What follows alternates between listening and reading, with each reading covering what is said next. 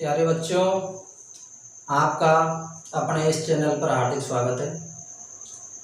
बच्चों, वास्तविक संख्याओं की क्लास 4th चलेगी। आज प्रश्नावली 2.1 के सभी सवाल क्लास 3 में करवा दी थे अपन ने। आज प्रश्नावली 2.2 के सवालों को लेंगे। तो लास्ट क्लास में अपन ने सीखा था बेटा, अभाज्य गुणनखंड विधि से कैसे एचसीएफ निकालते हैं और कैसे एलसीएम निकालते हैं। तो आज उसी को कंटिन्यू रखते हुए अपन 2.2 का पहला सवाल लेंगे। देखो बेटा, ये स्टार्ट करने से पहले एक बात और बताना चाहूंगा मैं। बोर्ड एग्जाम में लगभग हर साल एलसीएम और एचसीएफ के ऊपर एक प्रश्न जरूर पूछा जाता है, चाहे वो 1 नंबर का हो चाहे वो 2 नंबर का हो। इस चैप्टर का जो वेटेज है वो 1+2 = 3 का है। अर्थात आप जानते हो बोर्ड एग्जाम में 1 से लेकर 10 तक के जो प्रश्न है वो 1 नंबर के आते हैं। 11 से लेकर के जो 15 के क्वेश्चन वो 2 के आते हैं। 16 से लेकर के 25 के वो 3 के आते हैं। और 26 से लेकर 30 के जो क्वेश्चन है वो 6 अंक के आते हैं। आप जानते हो इस बात को। बोर्ड एग्जाम में 30 प्रश्न होते हैं अपने। तो जो 1 अंक का या 2 अंक का, दोनों में से एक क्वेश्चन फिक्स है। इसलिए एचसीएफ और एलसीएम बहुत ही इंपॉर्टेंट टॉपिक है और यूक्लिड विभाजन विधि से एचसीएफ निकालना बहुत ही इंपॉर्टेंट है। इसलिए आप लोग ध्यान से इस चीज को देखना। बोर्ड एग्जाम में 99% इसमें से एक क्वेश्चन पुट अप होता है। तो चलो मैं कंटिन्यू करता हूँ। प्रश्नावली 2.2 का पहला सवाल, जिसको आप खुद हल कर सकते हो। क्यों? क्योंकि निम्नलिखित संख्याओं को अभाज्य गुणनखंडों के गुणनफल के रूप में व्यक्त कीजिए। तो अपन अभाज्य गुणनखंड तो कर सकते हैं। सेकंड नंबर सवाल है, उसको मैं लेता हूं। 2.2 का क्वेश्चन नंबर 2। क्वेश्चन नंबर 2 क्या है बेटा? पूर्णांकों के निम्नलिखित युग्मों का एचसीएफ या एलसीएम ज्ञात कीजिए और सत्यापित कीजिए कि एचसीएफ गुणा एलसीएम बराबर पूर्णांकों का गुणनफल। क्वेश्चन नंबर 1 अपन को दे रखा है बेटा 96 और 404। दो संख्याएं दे रखी है अपन को और दोनों संख्याओं का एचसीएफ एलसीएम निकालना है। और ये भी अपन को सिद्ध करना है कि एचसीएफ गुणा एलसीएम बराबर दोनों पूर्णांकों का गुणनफल। तो सबसे पहले तो दोनों क्या निकालना है बेटा? एचसीएफ और एलसीएम। तो अपन अभाज्य गुणनखंड विधि से निकाल सकते हैं। 96 में 2 का भाग दिया 48, 2 का भाग दिया बेटा 24, 2 का भाग दिया बेटा 12, 2 का भाग दिया 6, 2 का भाग दिया 3, 3 का भाग दिया 1। सेम इसी प्रकार से 404 है, इसके अभाज्य गुणनखंड करते हैं। कई बार ये भी पूछा जाता है कि निम्न, जैसे पहला नंबर सवाल है किसके अभाज्य गुणनखंड ही करो, तो इतना ही करना है सवाल को। 404 है, इसके अभाज्य गुणनखंड करेंगे तो 202, इसमें देंगे तो 101। क्या 101 में भाग जा रहा है? आगे नहीं जा रहा है, तो छोड़ दो इसको। अब क्या निकालना है अपने को? 96 और 404 का एलसीएम निकालना है। तो देखो 96 बराबर 1 2 3 4 5। तो मैं इसको 2 की घात 5 लिख सकता हूँ गुणा 3 की घात 1। इसी प्रकार से मैं 404 को क्या लिख सकता हूँ? 2 की घात 2। और यहाँ 101 है तो 101 का भाग देते एक बार ऐसे लिख सकते हैं, 2 की घात 2 गुणा 101। अब लास्ट क्लास में मैंने बताया था बेटा एचसीएफ और एलसीएम में से और ले से या ले से पे में से पे।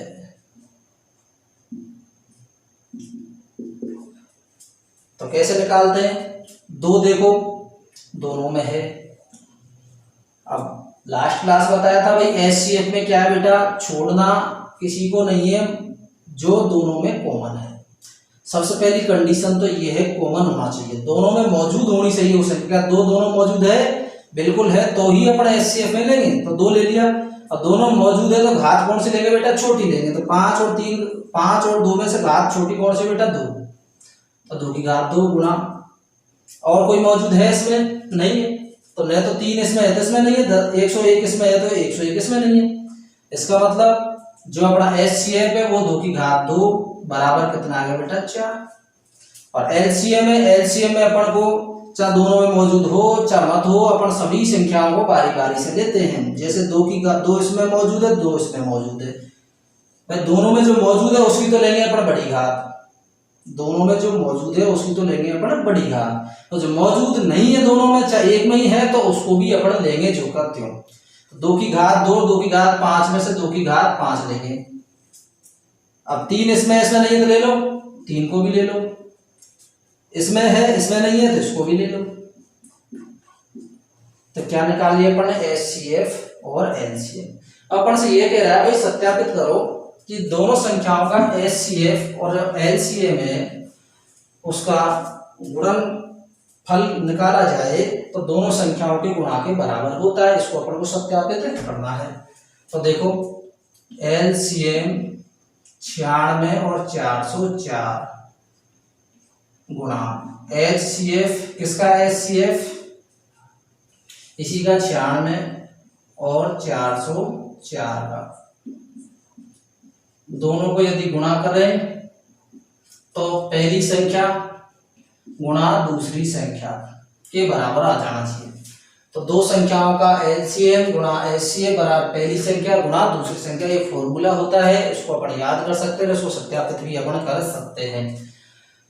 तो देखो बेटा LCM कितना निकला अपना, 2 की घात 5 गुणा 3 गुणा 101 गुणा HCF कितना है बेटा, 2 की घात 2। अब पहली संख्या क्या है बेटा 96 और दूसरी संख्या क्या है बेटा 404। तो left hand side right hand side के बराबर होनी चाहिए, बाएं पक्ष दाएं पक्ष के बराबर हो जाना चाहिए, तो ये सत्यापित हो जाएंगे। तो इसको अपन हल करते हैं। तो 2 की घात 5 है, इसका मान निकाला तो 2 गुणा 2 गुणा 2 5 बार लिख लिया, गुणा 3 गुणा 101 गुणा 2 की घात 2 है तो इसको 2 बार लिख लिया।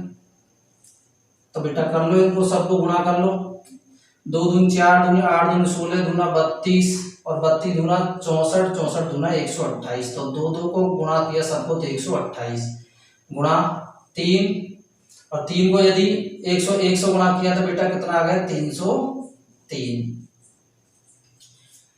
अब 128 को और 303 को गुणा कर लो, 128 और 3 को 3 से गुणा किया तो 8 तिया 24 हासिल की 2 3 दूनी 6 और 2 8 और 3 एकम 3 गुणा, इसी प्रकार से 8 तिया 24 हासिल 2 3 दूनी 6 2 8 3 एकम 3 4 8 4 और 3 7 8 3 आ गए। इसी प्रकार से इसको भी गुणा कर लो, 96 को 404 से गुणा करना है।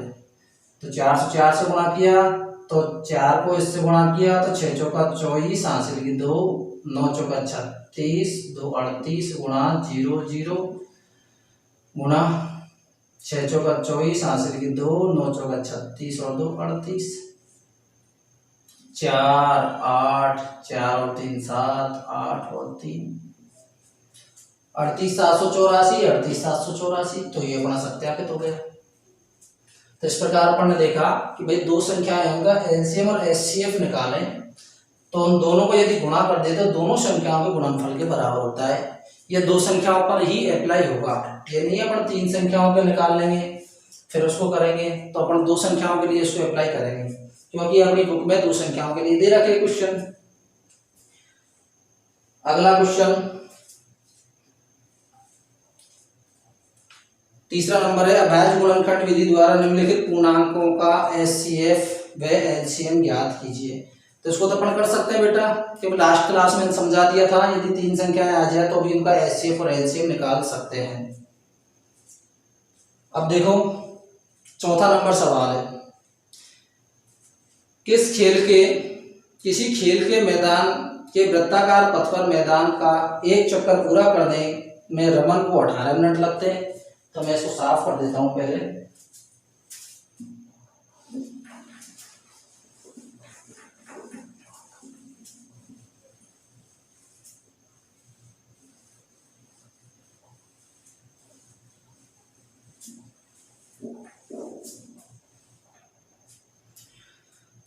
भाई सवाल में ये कह रहा है क्वेश्चन नंबर 4 में कि किसी खेल के वृत्ताकार पथ पर मैदान का एक चक्कर पूरा करने में रमन को 18 मिनट लगते हैं।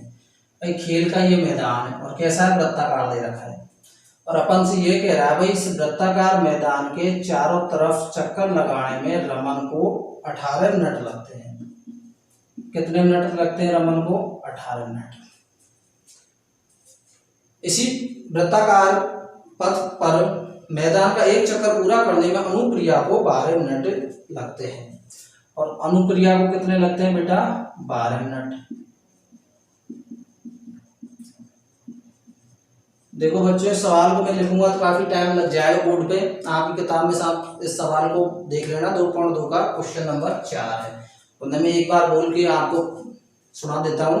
किसी खेल के मैदान के वृत्ताकार पथ पर मैदान का एक चक्कर पूरा करने में रमन को 18 मिनट लगते हैं, जबकि इसी वृत्ताकार पथ पर मैदान का एक चक्कर पूरा करने में अनुप्रिया को 12 मिनट का समय लगता है। माना कि दोनों एक ही स्थान से एक ही समय पर चलना प्रारंभ करते हैं तथा एक ही दिशा में चलते हैं, तो बताइए कितने समय बाद दोनों पुनः प्रारंभिक स्थान पर मिलेंगे। तो देखो बेटा, अपन ने दो चीज नोट करनी है बस इसमें। रमन को 18 मिनट लगते हैं, अनुप्रिया को 12 मिनट लगते हैं एक चक्कर पूरा करने में। तो पहले तो इसको समझो भाई, इसमें निकालना क्या है भाई? एचसीएफ निकालना है, एलसीएम निकालना। क्यों निकालना है? और अपन से ये पूछ रहा है कितने समय बाद दोनों एक दूसरे से मिलेंगे, पुनः प्रारंभिक स्थान पर मिलेंगे। अब दोनों एक साथ, माना कि ये है प्रारंभिक पॉइंट, यहाँ से दोनों चक्कर लगाना स्टार्ट करते हैं। जैसे रमन को ले लो, यहाँ से रमन चक्कर लगाएगा, 18 मिनट में पूरा चक्कर लगाता है। जैसे ये है रमन, तो रमन ने एक चक्कर लगाया पूरा, 18 मिनट बाद वापस रमन यही आ गया। वापस रमन दूसरा चक्कर लगाता है, तो वापस 18 मिनट पे यहाँ आ जाता है। तो यहीं से चलना स्टार्ट किया, 18 मिनट में यहीं आ गया, यहीं से चलना स्टार्ट किया, 18 मिनट पर यहाँ आ गया। तो टोटल कितने मिनट का समय लग गया बेटा? 36 मिनट का। कितने मिनट का लग गया? 36 मिनट का। तो अनुप्रिया यदि यहीं से स्टार्ट करे, अनुप्रिया भाई यहीं से स्टार्ट करेगी, ये लो अनुप्रिया, अनुप्रिया को समय लगता है 12 मिनट। तो जैसे अनुप्रिया ने एक चक्कर लगाया और वापस यहीं आ गई, तो कितना समय लग गया बेटा? 12 मिनट। 12 मिनट। वापस चक्कर लगाया तो फिर भी कितना लगा? 12 मिनट। वापस तीसरा चक्कर लगाया तो कितना लगा? 12 मिनट। तो टोटल टाइमिंग कितना हो गया बेटा? 36 मिनट। जैसे माना कि दोनों ने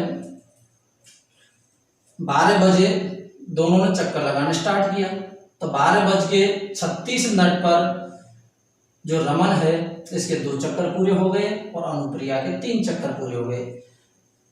तो ये 2 चक्करों के बाद में, ये 3 चक्करों बाद पुनः इसी स्थान पर मिल जाते हैं। इसका मतलब अपन ने क्या सीखा? अपन ने ये सीखा बेटा कि अपन को भाई ऐसी संख्या चाहिए जिसमें इसका भी पूरा पूरा भाग चला जाए, इसका भी पूरा पूरा भाग चला जाए, तभी तो अपन उस जगह पर मिल पाएंगे। तो भाई ऐसी संख्या निकालने के लिए अपन को एलसीएम की आवश्यकता होती है, एचसीएफ की आवश्यकता होती है बेटा। भाई एलसीएम की आवश्यकता होती है एचसीएफ की। तो देखो भाई अपन को 18 और 12 का भाग दोनों का चला जाए पूरा पूरा, तो ऐसी संख्या एलसीएम होगी बेटा, एचसीएफ नहीं होगी।